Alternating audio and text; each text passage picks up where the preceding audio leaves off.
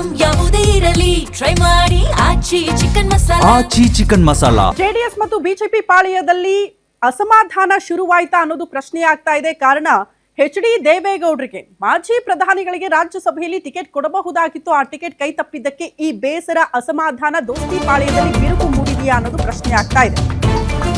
ದೇವೇಗೌಡರಿಗೆ ticket ಕೈ ತಪ್ಪಿದ್ದಕ್ಕೆ JDS ನಲ್ಲಿ ಅಸಮಾಧಾನ, ಹೈಕಮಾಂಡ್ ಮೇಲೆ ವಿಶ್ವಾಸ ಇಟ್ಟಿದ್ರಂತೆ ಎಚ್ ಡಿ ಕುಮಾರಸ್ವಾಮಿ. ಬಟ್ ಈಗ ಮಿಸ್ ಆಗಿರೋದ್ರಿಂದ ಅಸಮಾಧಾನ ಇದೆ. ಹೈಕಮಾಂಡ್ ನಾಯಕರ ತೀರ್ಮಾನಕ್ಕೆ ಬದ್ಧ ಅಂತ ಎಚ್ ಡಿ ಕುಮಾರಸ್ವಾಮಿ ಹೇಳಿದ್ದು. ಆದ್ರೆ ಎಚ್ ಡಿ ದೇವೇಗೌಡರಿಗೆ ಅವಕಾಶ ತಪ್ಪಿಸಿರೋ ಬಗ್ಗೆ ಪ್ರೊಫೆಸರ್ ನಾಗರಾಜ್ ಅವರಿಗೆ ಟಿಕೆಟ್ ಘೋಷಣೆ ಮಾಡಲಾಗಿದೆ.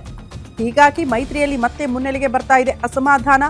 ಜಿಬಿಎ ಚುನಾವಣೆಯಲ್ಲಿ ಮೈತ್ರಿ ಬಿಟ್ಟು ಏಕಾಂಗಿಯಾಗಿ ಸ್ಪರ್ಧೆ ಮಾಡೋದಕ್ಕೆ ನಿರ್ಧಾರ ಆಗಿದೆಯಂತೆ. ಸ್ಥಳೀಯ ಸಂಸ್ಥೆ ಚುನಾವಣೆಗಳ ಮೇಲೆ ಮೈತ್ರಿ ಭವಿಷ್ಯ ನಿಂತಿದ್ದು, ಲೋಕಲ್ ಎಲೆಕ್ಷನ್ ಅಲ್ಲಿ ಜೆಡಿಎಸ್ ಹೆಚ್ಚಿನ ಸ್ಥಾನ ಗೆದ್ರೆ ಡಿವೈಡ್ ಆಗೋದು ಫಿಕ್ಸ್ ಅಂತ ಹೇಳಲಾಗ್ತಾ ಇದೆ. ವಿಧಾನಸಭೆ ಚುನಾವಣೆಯಲ್ಲೂ ಕೂಡ ಏಕಾಂಗಿಯಾಗಿ ಸ್ಪರ್ಧೆ ಮಾಡೋದಕ್ಕೆ ದಳಪತಿಗಳು ನಿರ್ಧಾರ ಮಾಡಿದ್ದಾರೆ ಸದ್ಯಕ್ಕೆ ಅನ್ನೋದರ ಡೀಟೇಲ್ ಸಿಗ್ತಾ ಇದೆ.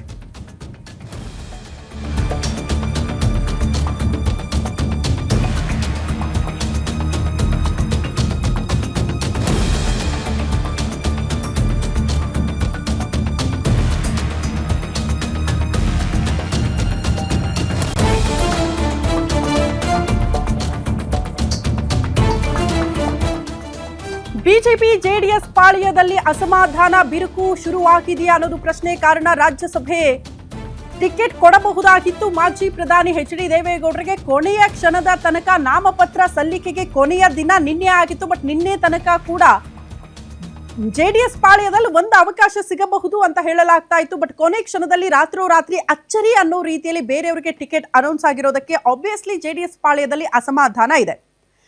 ನಿಮಗೆ ಮೈತ್ರಿಯಾಗಿ ಹೋಗ್ತಿದ್ದೀರಿ ಅಂತ ಅಂದ್ರೆ ಉನ್ನತ ಸ್ಥಾನಮಾನ ಕೊಡಬೇಕಾದಂತ ಅವಕಾಶಗಳಿದ್ದಾಗಲೂ ಕೂಡ ಕೊಡಲ್ಲ ಅಂತ ಅಂದ್ರೆ ಆಬ್ವಿಯಸ್ಲಿ ಅದು ಮೈತ್ರಿಯಾಗಿ ಉಳಿಯತ್ತಾ ಮುಂಬರುವ ಚುನಾವಣೆಗಳಲ್ಲಿ ಅನ್ನೋದು ಪ್ರಶ್ನೆ ಆಲ್ರೆಡಿ ಈಗಲೇ ಬಿರುಕು ಮೂಡಿದೆ ಮೈತ್ರಿ ಪಾಳೆಯದಲ್ಲಿ ಅನ್ನುವಂಥ ಚರ್ಚೆಗಳಿತ್ತು. ಇದರ ಬೆನ್ನಿಗೆ ಈಗ ಎಚ್ ಡಿ ದೇವೇಗೌಡರನ್ನ ಕೂಡ ಅವಾಯ್ಡ್ ಮಾಡಿರೋದ್ರಿಂದ, ರಾಜ್ಯಸಭೆ ಟಿಕೆಟ್ ಕೊಡದೇ ಇರೋದ್ರಿಂದ ಆ ಅಸಮಾಧಾನ ಭುಗಿಲೆದ್ದಂಗೆ ಕಾಣಿಸ್ತಾ ಇದೆ ದೋಸ್ತಿ ಪಾಳೆಯದಲ್ಲಿ. ಜಿಬಿಎ ಎಲೆಕ್ಷನ್ ಬಹಳ ಪ್ರತಿಷ್ಠೆ. ಒಂದ್ ಕಡೆ ಕಾಂಗ್ರೆಸ್ ಶತಾಯಗತಾಯ ಪ್ರಯತ್ನ ಮಾಡಿ ಅಗೇನ್ ಜಿಬಿಎ ಆಡಳಿತ ಚುಕ್ಕಾಣಿ ಹಿಡಿಬೇಕು ಅನ್ನುವಂಥ ಪ್ರಯತ್ನದಲ್ಲಿದ್ರೆ ಇದೇ ನಿರ್ಣಾಯಕ ದೋಸ್ತಿ ಪಾಳೆಯಕ್ಕೆ. ಬಟ್ ಇದನ್ನ ಒಬ್ಬಂಟಿಯಾಗಿ ಫೇಸ್ ಮಾಡುತ್ತಾ ಜೆಡಿಎಸ್ ಅಥವಾ ಮೈತ್ರಿಯಾಗೆ ಹೋಗುತ್ತಾ ಅನ್ನೋದು ಪ್ರಶ್ನೆ. ಹಾಗಾಗಿ ಸ್ಥಳೀಯ ಸಂಸ್ಥೆಗಳ ಚುನಾವಣೆಯ ಮೇಲೆ ದೋಸ್ತಿ ಪಾಳೆಯದ ಭವಿಷ್ಯ ಕೂಡ ನಿಂತಿದೆ ಅನ್ನುವಂಥ ಚರ್ಚೆಗಳು ಕೇಳೋದಕ್ಕೆ ಸಿಗ್ತಾ ಇದೆ.